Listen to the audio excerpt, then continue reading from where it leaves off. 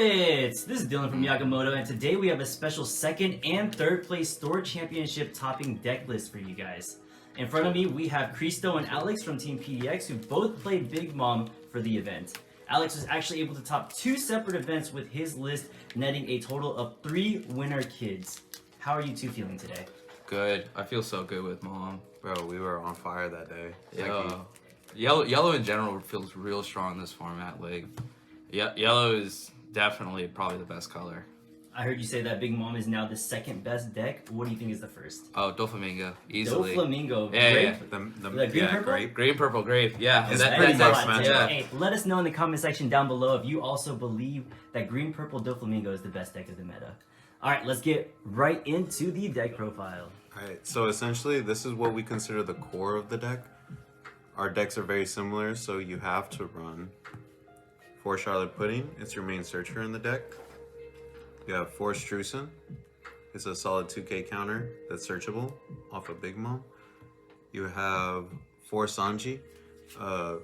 Going first if you're or going second on your turn first play. Summoning it just gives you so much value. Being able to wait a turn, add Dawn to it, swing, and basically guarantee a free draw. You have 3 of the Charlotte Parasparrow. You summon, they don't take care of it. It's a guaranteed swing to life. If they do take care of it and pop it, you guarantee search. We run 4 Sanji, the biggest blocker that came out in the last set. Doesn't get popped by everything in the game, kind of like Brûlée. Next we have 3 Randolphs. 4 was too clunky. You really do need some kind of odd curve. You're not always going to go second. So your turn 1 is going to be pudding, turn 2 is going to be Pero, and then your third turn is going to be Randolph, and then if you have insane curve, obviously the next card would be the 7-drop Big Mom. So 3 was really good, and it's a 1k counter. Next is the Katakuri, the 8-drop. The problem with this is it's not a counter. It really only serves like 1 turn. You have so many searches between this and this that like it never feels like you need to play more. I've never been in a game where I needed 2 of this, or even 3, much less. So 1 always felt strong. The first night of the store championships, I was not playing this card. Creesto was playing this, and he got so much value out of this card. This card utilizes advantage all the time. It removes cards on field. If you're at 9 life or even 7 life, which is very doable in the Rebecca matchup, you just get to summon this and pop for free. Zoro matchup, you pop for free. Whitebeard, you pop like the weenie blockers. Law, you pop their cards. This card is just insane all around. Yeah, and it gives you a +1 life, right? Yeah, at 1 or less life, yeah. Best card in the deck. 10-drop Big Mom. Yep, this card is the most toxic deck card of the format. This card is nuts. Yes. So the idea behind the reason why we're playing 4, we used to only play 3. Which is crazy. Yeah, crazy. Because we always talked about at 4, man, you see it too much. It's a brick. It's too clunky. Now because... Agreed. Yeah, I still dude. agree, but now, like you're saying, like you Red just Rock. need to run it. Yeah, dude. You just need to maximize seeing it. Red Rock always takes care of it. Navy, which is black, they get to like minus the levels, pop it or something like that. They always have like some way to deal with the first, and a lot of times it does seem like they do have some way, especially if you're playing blue, to address the second one. So a lot of times you don't want to drop more than like 3 or 4 in a game, because then it seems like you should have been swinging for a game before that. But there's a lot of games recently where just maximizing, playing 4 has just come up way too often. Like a lot of decks can't handle the back-to-back Big Mom drop. No, a lot of decks can't. Back-to-back is essentially Whitebeard when they dropped 9-drop back-to-back. It was just unkillable. That impressive.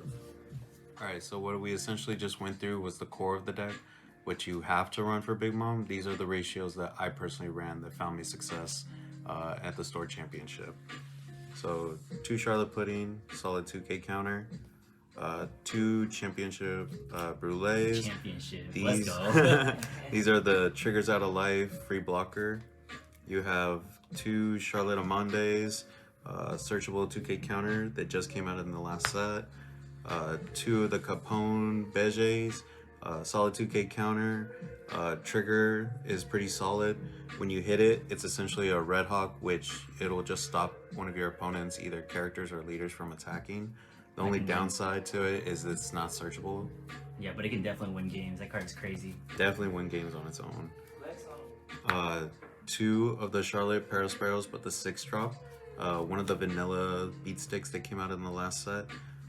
A 6/8. That card is actually really good because it kind of checks Olympus for Rebecca. Like they have to spend their whole turn just to remove that card. It's kind of stupid. Facts. And especially in the Whitebeard matchup, once you get to the 3rd turn and you're able to summon this, you finally get a reliable swinger onto the leader. You have 4 Charlotte Crackers trigger out of life. If this is the first card that you trigger, it's so much value. You win the game. You have 1 7-drop of the Lin on play. Either they take a life or you gain a life.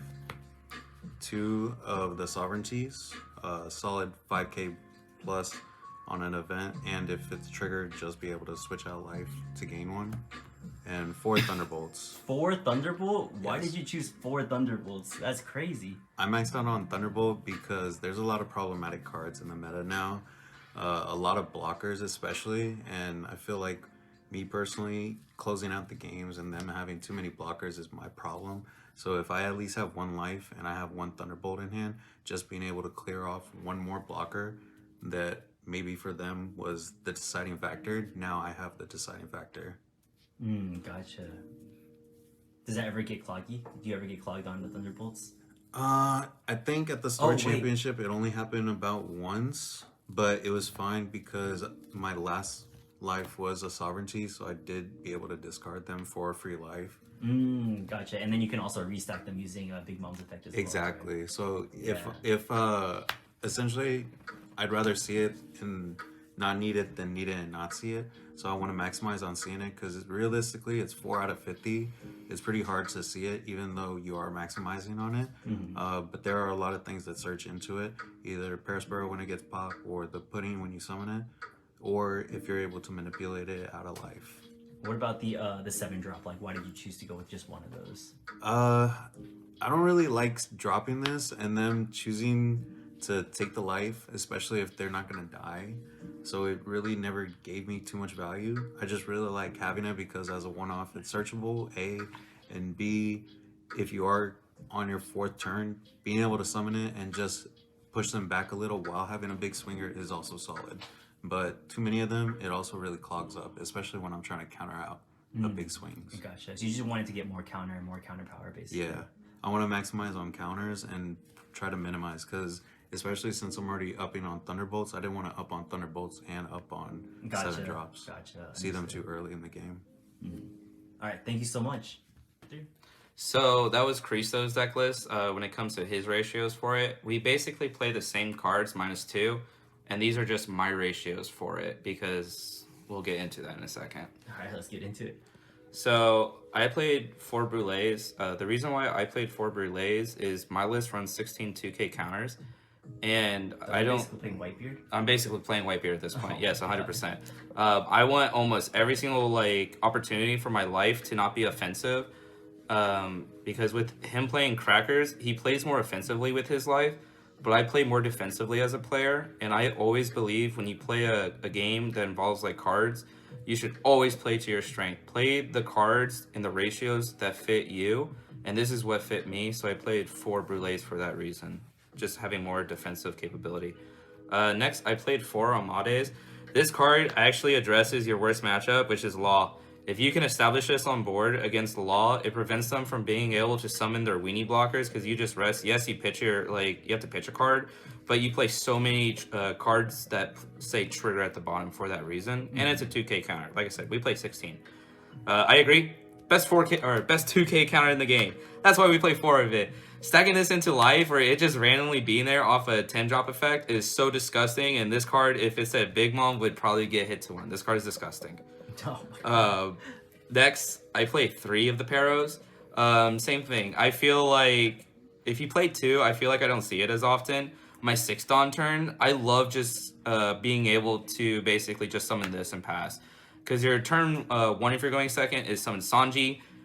Turn 2, you attach 2, swing for 5, draw a card, and then if you have a pudding, you swing 6 with Big Mom, and then you summon Pudding Search, and then your next turn is you summon this. So now you have this to establish on board, and it's like super hard to out because it is not only 6, it is also 8. So they can't do that that red event that pops a 6k around her. Yeah, it can't hit. It doesn't get hit by Jet Pistol. It doesn't get hit by Orlumbus without extra steps. It's actually like in the perfect range to dodge just about everything. And then, like he said, yeah, like he said, it also hits the Whitebeard, which is really nice. Also, it hits into Blocker Law, and Law's our worst matchup. Oh, but to be true, because like yesterday I told you about my misplay. Yeah. Where on my 3rd turn, I wanted to get extra damage in, so I extended my one of my 6 Dawn to my leader, poke for 6, and then summon my Randolph. But I was going against blue, and I forgot that he can just bottom deck it with 3,000 worlds. Yeah. Because it's in the 5 range versus just swinging for 5, him get a card, and then me summon 6-drop Parasparrow. Yeah, and that, he wouldn't that be able basically to. it dodges the 3,000 worlds, and you know every blue deck right now is running 3,000 worlds. It forces a red rock instead, and yeah, just that it makes it good enough to play, in my opinion. Next we play 3 of the 7-drop Big Mom. Okay, so you run 3. Yeah, I play 3 because a lot of decks like Doflamingo, Rebecca, even like Queen, it's really hard to get like to their life sometimes because they play so many weenie blockers. So it's really nice to be able to set up your Tendon or your Tendon turn by summoning this and then being able to basically force them to give up a life or give you an additional life, which is also really strong. And then it's really also another good insane thing about this card is because it's a 7 cost on your 8 Dawn turn, you can attach 1 to your Big Mom, swing for 6, and that basically forces them to block with their 6Ks, and they have to pitch like at least 1 card from hand to protect it. So a lot of times that does feel really strong, and then obviously you drop it and it's like a free life while establishing board. I play 3 Thunderbolt. I don't play any Sovereignties. I don't play Crackers. No Sovereignties. No Sovereignties. I feel between the Brulés, this, and the Sanjis, you have almost 12, what is that? No, that's not even 12. That's like 17, 18 cards, something like that, or 16, where they address something to where it stalls the game longer. Pop a 5 or less, so if you're playing against like Zoro, it hits almost their entire board. This stops anything from being able to swing. Obviously, this is a blocker, and then the Sanji is also a blocker. So you have so many options that just constantly have really good utilization. To where Sovereignty, I realized I never had 2 Dawn to be able to activate to play for 5. Because you're playing so much on curve now. Yeah, and big bodies. I think in Katakuri it may be playable, but at least in Big Mom, I just feel like I never have 2 Dawn for it because I do play a lot more of the 7s. So I never really feel comfortable having, you know, enough Dawn to be able to have it, because a lot of times you'll put 3 under Big Mom, you'll swing 8, summon this, and then you'll make sure you stack like a Sovereignty. But I don't like to pitch cards. I think it's better just to like pitch the 1 card that's needed for like the Sanji, and then Pero if you see Pero out of life. But I maximize on every single 2K that I could basically get my hands on. Outside of the pudding one, because that one you can't search, and I felt like I'm not going to play 22Ks. That is absurd. That's Whitebeard. That's actually Whitebeard. Yeah. All right, okay, thank you. All right, just got a couple of post-match questions for you guys. How many rounds were your store championships? The one that we went to on Friday at Cards and Comics, shout out to Rob. Rob Shop. Rob Shop is home. It was a 5-round max 32-player tournament. Were each one of the store championships that you guys went to, they were all maxed out, correct? Yes. Aegis was maxed. So each one of them were maxed out, and you guys were able to still top using your lists of Big Mom for all of them. That's an incredible achievement. What were your matchups like this past week? Mine were pretty straightforward. It was I saw a lot of Doflamingo. Doflamingo is probably like the most represented color, or at least deck, I should say. I saw a couple Zoro. Croc was probably the second most represented. Well, I should say yellow was the most represented. So yellow is the most represented color, but then the most represented deck was Doflamingo. So like the yellow was pretty much split between like your dual color yellow leaders, your Big Moms, your Katakuris, and stuff like that, right? Yeah. Yamato's. So then I played a couple Croc. I played one Becca, one Law. Only one Becca out of both the events that you played? Yeah, Becca was by far like the deck that everyone kind of was like, low key, this deck isn't really that good. Interesting. And then me, I played on Friday, first round, I played against a blueback Rebecca. That one was pretty simple, straightforward. Pretty simple. I hate you guys. Yeah. I am the Becca player. He is the Becca player, and because Sadly. of him, we get so much practice and utilization Facts. that, like, by the time we actually go to these tournaments and play, we're playing meta, so we're pretty prepared. But shout out to Dylan because he's perfect practice. Second round was purple green Dofi. Won that match by the skin of my teeth because There's no skin on your teeth. there is skin on my teeth, dude. Now there is because it was rough. It's a rough matchup. Them always being able to have at least 2 Dawn active at end turn just makes it that much scarier because they're always gonna have an event, whether it be Hell's Judgment, whether it be Hell's Judgment. Spider Man, that card is insane. Spider Web. What is it? The Spider Web? Yeah, Spiderweb. Or Punk the Gibson. Punk Gibson. Or that All 2, annoying. the film one that makes them unkillable. Union Armada. Oh, yeah, that Union card is Armada, stupid. yeah. Like too many Like, events. playing Rebecca and you swing into an active Luffy, I learned really quick that that's a terrible idea because then he Union Armada, I restood my Luffy, attacked something else, and he just turned his Luffy sideways, and yeah, it was rough. It was rough. Third round was blue, black, yellow mom. We had to show him real quick who the better mom was. Yellow, the black yellow. Black, yellow. Big mom. Gotcha. Black, yellow, yeah. That deck is not it. That is not it. Being able to use 4 Dawn just for your effect to go off is completely unethical. Like the bad kind of unethical. Fourth round was blue crocodile. It's a tough matchup, but we got it. Nice. He just didn't see any of his high end. I saw 2 Big Mom back to back and a Yamato, so Oh man, you pretty just curtains. overran him. it was curtains. Fifth round was purple green Dofi again. Going in, both of us were undefeated, so I kind of got into my head, and towards the end, I just didn't have the counters. That was probably the only time in the event that the Yamatos clogged up when I didn't need them. Gotcha. So the green purple Dofi that you played, like what was like the hardest part about playing that matchup? The first green purple Dofi I played against in second round, I made it very apparent that since I do play against it at home, I cannot let him establish a board. If I do, I will lose the game. Yeah, so 'cause that you have means infinite resources, right? infinite resources, whether it be the 5/6 of the Grand Tesoro, the Luffy, Nami, Uta. Those 4 alone are already annoying. Plus a sugar on top, and do not get me started with the 10 drop to freeze you. Like, it's literally curtains if he has all that established. So I have to pop everything that he has. That explains the 4 Thunderbolts. Four Yeah. Thunderbolts. Gotcha. You All gotta right, have 4 for you, Alex, like what was your hardest matchup this past week? If it wasn't like Doflamingo, because like he said, like just having all of that and plus the events was really difficult. For me, it was Croc. Croc, interesting. It's because like even though they use their like 3,000 worlds and they use like a bunch of stuff to like spin your stuff back, if you don't have the big boys to replace the cards they use, so like a lot of they just control your boards. yeah, and so then a you lot have of times to- you don't want to drop your 10 drop until you have at least a second one in hand. So you'll kind of go like, you know, swing 8, summon 7 drop, or swing 9, summon the 6/8. Like you play like a lot of like the counters to it, but at the same time that gets countered if they just have like the back-to-back Kaidos.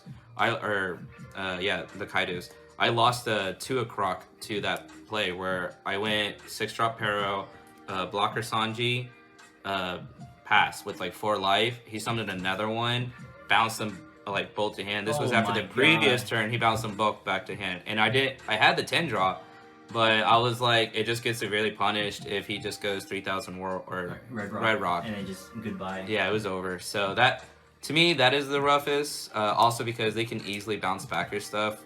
So let's say your last life is like a Brûlée. They can just return the 5, bounce it back to hand Yeah. for Sanji. So like, that really sucks. So that's kind of back why I play 4 beige. So specifically for that reason, I can at least, you know, remove a swinger essentially if I need to swing for game the next turn. Gotcha. All right. Since we are now about 2 weeks into the set 4 meta, what do you guys think about it so far? I think, like, my biggest impression is that Becca, a lot of hype for it. It died down. It didn't but die down. I'm still playing it. Well, that's what she said. I mean, it's not coming out as apparent as I thought it would be.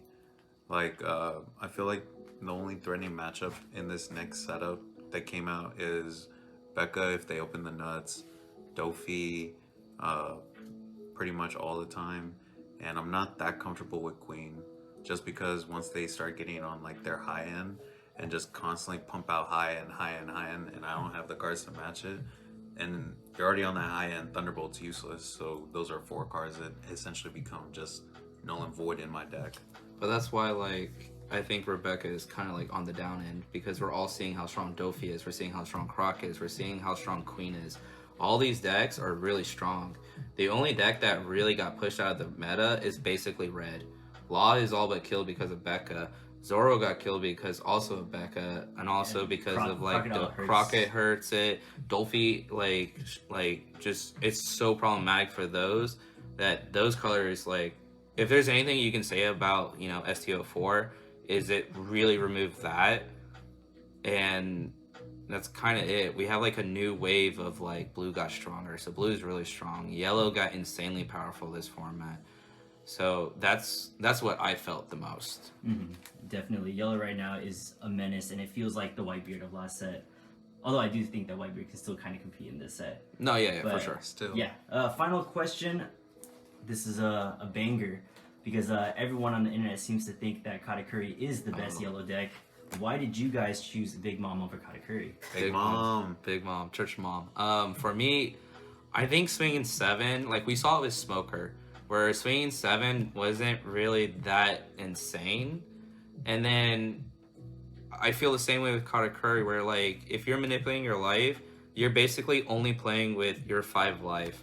Like, yeah, you get to mess with like the life that you get out of like Big sometimes Mom. the life in there is just Garbage. And if you're playing Katakuri, I don't want to play a deck where I have to rely on an outside source that is completely out of my control. Yes, you can manipulate it, but if they're all duds, what do you do? It's like those moments where like, damn, my hand is the triggers. Yeah, and I got my like life is everything that I wish. I got 2 Thunderbolts in hand. I'm playing Katakuri. What do you do? So like, for that reason, I think being able to manipulate your life is a lot stronger, because if you're manipulating your life, then you at least have like an impact. So let's say like, I know for a fact Thunderbolt, like you said, against like Queen, like it's there to pop the blockers, but if they're just going super heavy and just like clearing your board with like the 9-drop, with the 8-drop, and they're like swinging heavy into you, the Thunderbolt's useless. So even if you do have Thunderbolt in it, you're just kind of like, oh, this is dead. But being able to take your beige out of hand and like putting it in there, or even like your Sanji, your Brulees, not having to dedicate Dawn to summon those as like a Big Mom, you just have to attach 2. So it turns your 4-drop, 3-drop into essentially a 2-drop, which is, in my opinion, yeah, Too much value. Too much value. All right, okay. Thank you guys so much for the deck profile, and congratulations once again on your winner cards. If you guys enjoyed this video, don't forget to subscribe to have One Piece TCG content thrusted straight into your feed. Thank you guys so much for watching. Don't forget to like, subscribe, and swing for game. Swing for them all. Game. all right.